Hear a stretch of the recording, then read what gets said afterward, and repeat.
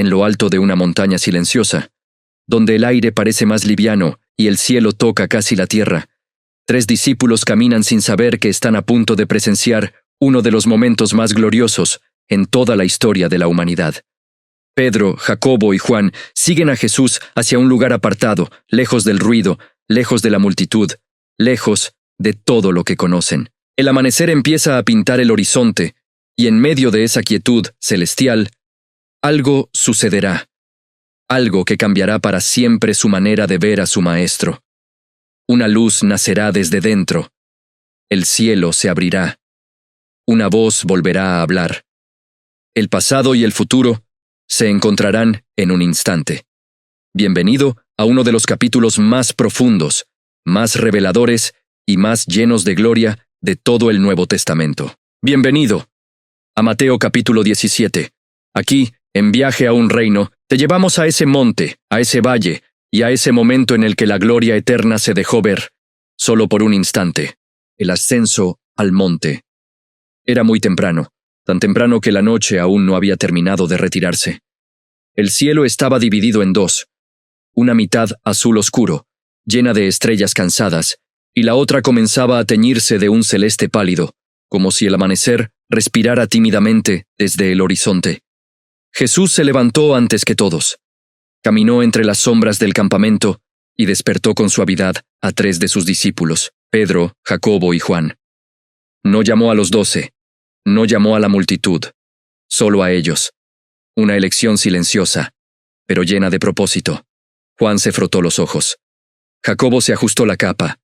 Pedro, todavía somnoliento, murmuró: «¿Dónde vamos, Señor?» Jesús solo dijo: «Vengan conmigo». No explicó más, no dijo por qué, no dijo cuánto tiempo tomaría, y sin embargo, ellos fueron. Porque cuando Jesús caminaba hacia un lugar alto, siempre había un misterio escondido en su paso. El sendero hacia la montaña era empinado. Rocas grandes sobresalían del suelo como si fueran huesos antiguos del mundo.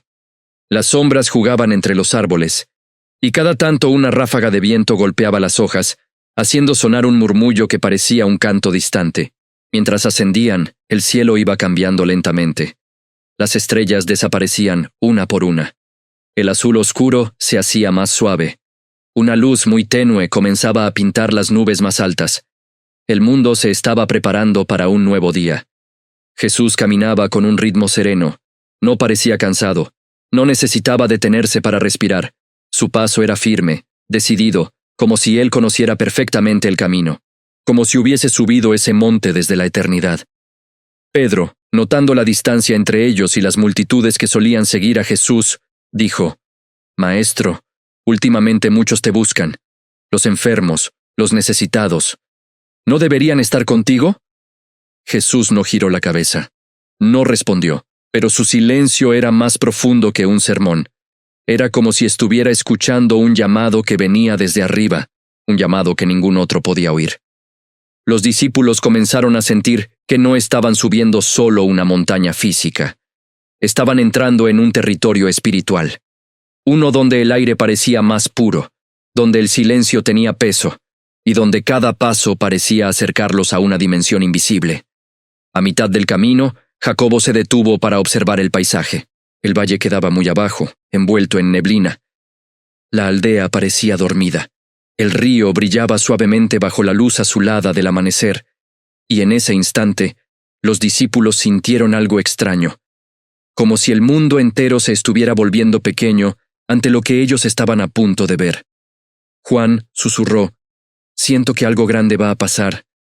Pedro respondió: «Siempre pasa algo grande cuando Jesús nos lleva lejos de todos».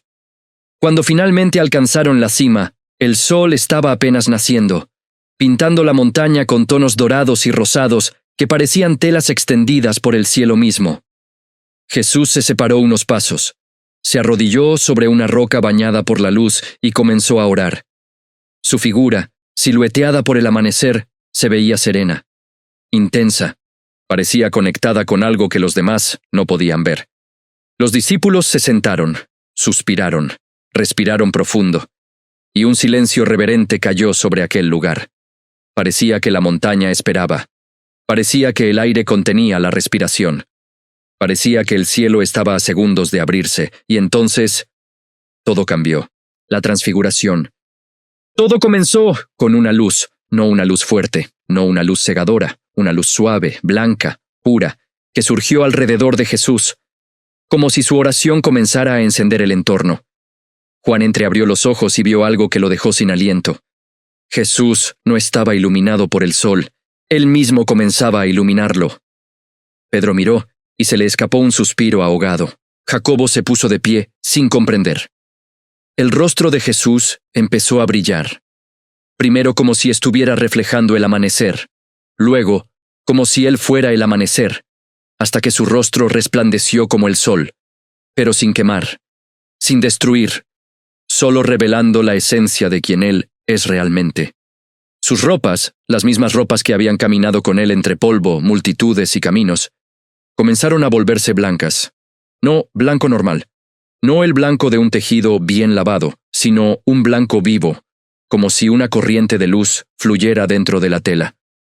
Un blanco que parecía tener profundidad, como si fuera luz sólida, como si las fibras de la ropa estuvieran hechas del resplandor del cielo. Juan cayó de rodillas. Jacobo retrocedió un paso. Pedro se cubrió el rostro con el antebrazo. La luz seguía aumentando. Pero no era una luz natural. Era la gloria de Dios. La gloria eterna. La gloria que Jesús había tenido antes de que el mundo existiera. La gloria que nunca dejó de pertenecerle. Solo que ahora, por un instante, Él la estaba mostrando, y justo cuando trataban de comprender lo imposible, dos figuras aparecieron. No bajaron del cielo. No surgieron de la luz. Simplemente estaban allí. A la izquierda, un hombre con rostro firme y mirada profunda. A la derecha, un hombre de aspecto profético, fuerte, con ojos de fuego.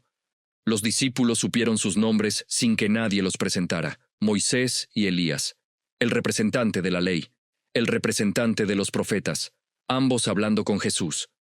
Como amigos antiguos, como si compartieran un plan eterno, como si se encontraran en una reunión divina cuyo escenario casualmente era una montaña humana. Pedro, temblando, no pudo contenerse. «Señor, es bueno estar aquí. Si quieres, haré 3 enramadas, una para ti, otra para Moisés y otra para Elías». Hablaba sin entender lo que decía, pero su corazón quería congelar ese momento. Quería quedarse allí para siempre.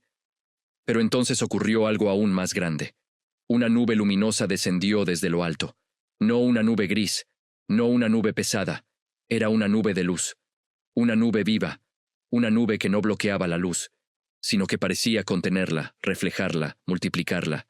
Los envolvió, los abrazó, los cubrió por completo, y desde dentro de esa nube se escuchó una voz sin comparación. Una voz que no venía del viento, ni de la tierra, ni del eco de la montaña, sino desde el corazón del universo. La voz del Padre. «Este es mi Hijo amado, en quien tengo complacencia. Escúchenlo». Aquellas palabras no solo se escucharon, se sintieron. Pasaron por los huesos, sacudieron el alma, llenaron el aire de una majestad indescriptible. Fue tan abrumador que los 3 discípulos cayeron rostro en tierra, temblando, llorando, incapaces de mirar, incapaces de moverse, rendidos ante la gloria divina. El tiempo pareció detenerse. El mundo parecía suspendido entre cielo y tierra, hasta que una mano suave tocó sus hombros. Jesús, ya no brillando como el sol, ya no cubierto de luz celestial, sino otra vez como el Maestro que ellos conocían. Aunque nunca más lo verían igual.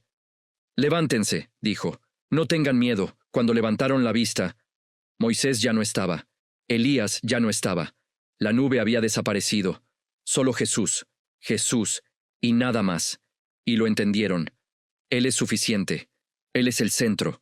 Él es la voz del Padre, Él es la ley y los profetas cumplidos, Él es la gloria eterna hecha hombre, el descenso y el secreto. El resplandor se había apagado. La montaña, que hacía unos instantes parecía un fragmento del cielo caído sobre la tierra, ahora era otra vez un lugar silencioso, frío, real. El aire estaba más pesado, como si acabara de pasar una tormenta de luz. Pedro, Jacobo y Juan todavía temblaban. No podían olvidar la voz. No podían borrar de su mente el brillo del rostro de Jesús. Todo lo que habían visto era imposible, pero totalmente real. Jesús comenzó a descender por el sendero rocoso, sin prisa, en silencio.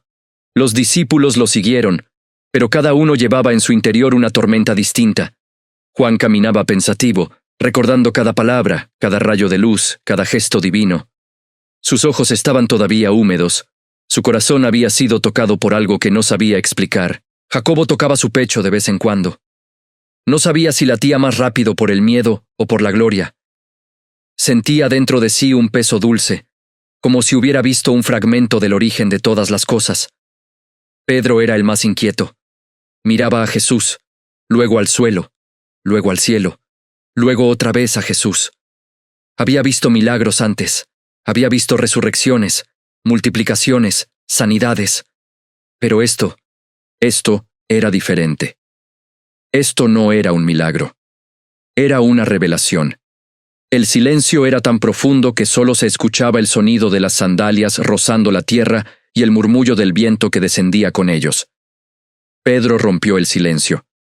Señor, nosotros vimos tu gloria, ¿verdad? Jesús siguió caminando. No lo corrigió. No le dijo que exageraba.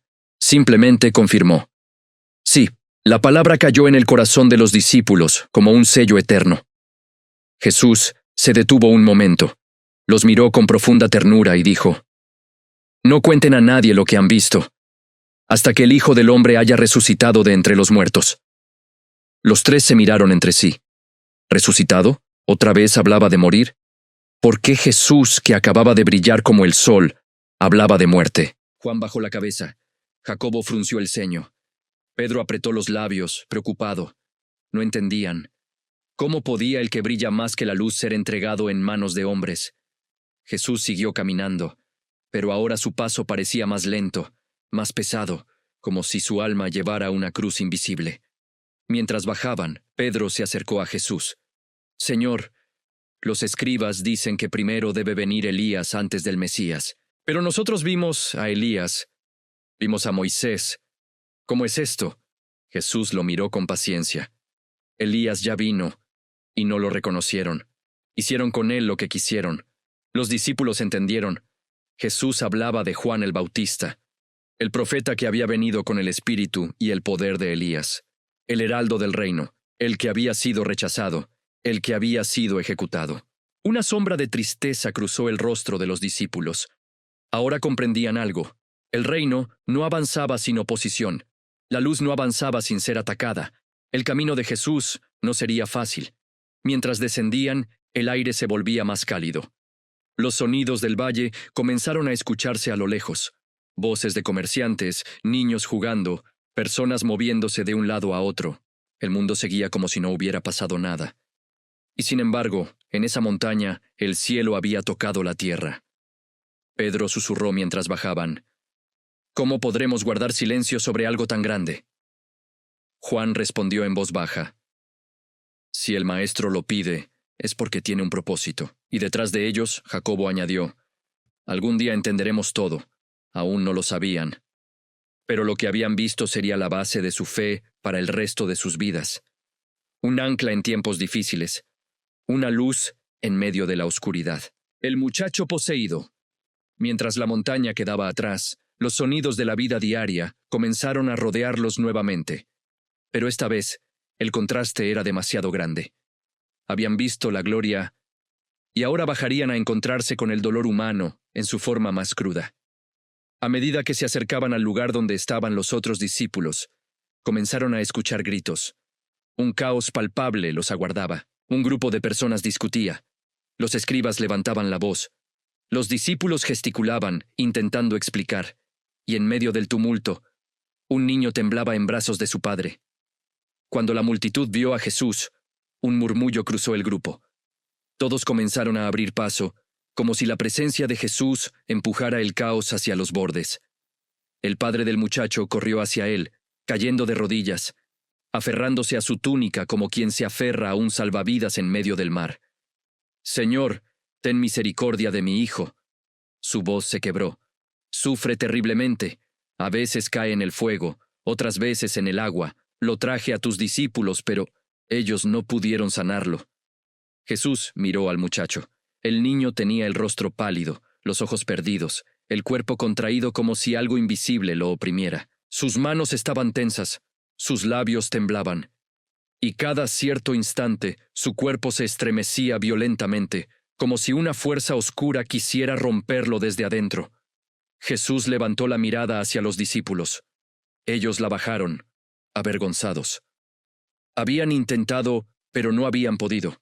Jesús dijo con un tono profundo, no de enojo, sino de dolor: «Oh generación incrédula y perversa, ¿hasta cuándo he de estar con ustedes? ¿Hasta cuándo lo soportaré? Tráiganmelo aquí». Lo trajeron. Apenas el muchacho se acercó a Jesús, como si la presencia del maestro provocara una reacción, el espíritu impuro que lo atormentaba gritó con un sonido desgarrador. El cuerpo del niño se arqueó, sus piernas se sacudieron y cayó al suelo convulsionando violentamente. La multitud retrocedió. Algunos gritaron, otros se taparon los oídos, otros temblaron del miedo. El padre lloraba, impotente. Jesús dio un paso adelante. Su sombra cubrió al muchacho. Su voz se volvió firme. «¡Sal de él! ¡Y no vuelvas más!». El cuerpo del niño se sacudió una última vez. Un silencio súbito llenó el lugar. El niño quedó inmóvil. Se escuchó un murmullo de miedo. «Está muerto», susurró alguien. Pero Jesús se inclinó, tomó su mano con ternura y lo levantó. El niño abrió los ojos, respiró profundamente y abrazó a su padre. El padre rompió a llorar, pero ahora era un llanto distinto. Era alivio, era gratitud, era amor puro. Jesús se apartó un poco, la multitud comenzó a dispersarse, maravillada. Los discípulos aprovecharon el momento y se acercaron en privado. Pedro preguntó, «Señor, ¿por qué nosotros no pudimos echar fuera ese espíritu?». Jesús los miró con compasión. Sabía que aún estaban creciendo, aún aprendiendo, aún desarrollando su fe. «Por la poca fe», respondió. «Porque si tuvieran fe como un grano de mostaza, dirían a este monte, muévete de aquí a allá, y se movería». Nada les sería imposible. Los discípulos guardaron silencio. No era una reprensión cruel. Era una invitación. Una llamada a crecer, a confiar más, a creer más allá de lo que sus ojos podían ver. Segundo anuncio de la cruz. El camino hacia Galilea era largo y tranquilo. La multitud había quedado atrás. Solo quedaban Jesús y los 12. A medida que avanzaban, una sombra emocional se extendía sobre los discípulos. Las palabras de la montaña seguían resonando en su mente. Y ahora Jesús se detuvo, los miró uno por uno y dijo con una calma que escondía un dolor profundo: «El Hijo del Hombre será entregado en manos de hombres, lo matarán, pero al tercer día resucitará». Los discípulos se detuvieron. El silencio cayó como un velo pesado. Resucitar, morir, ser entregado. No podían entender cómo la gloria del monte y la sombra de la cruz podían coexistir. No podían imaginar que el resplandor que habían visto tendría que pasar por la oscuridad. Sus rostros se entristecieron. Pedro bajó la mirada. Juan respiró hondo. Jacobo sintió un nudo en la garganta. Jesús no agregó más. A veces el alma humana no puede recibir demasiada verdad al mismo tiempo. A veces las palabras deben madurar como semillas en el corazón. El impuesto del templo y la moneda del pez. Capernaum esperaba con su aroma a redes húmedas y madera vieja. El mar brillaba suavemente bajo la luz del atardecer. Las personas iban y venían, pero había un ambiente tranquilo, como si la ciudad se preparara para descansar. Pedro caminaba al frente, los demás lo seguían. Jesús iba en calma detrás de ellos. De pronto, 2 cobradores del impuesto del templo se acercaron a Pedro. ¿Tu maestro no paga el impuesto? Pedro respondió rápido. Sí, claro que sí. Pero su respuesta lo dejó inquieto. No sabía si había hablado por Jesús o si había respondido por impulso. Cuando entró a la casa donde Jesús se hospedaba, antes de que él dijera una sola palabra, Jesús habló. «Simón, ¿qué te parece? Los reyes de la tierra, ¿de quiénes cobran impuestos?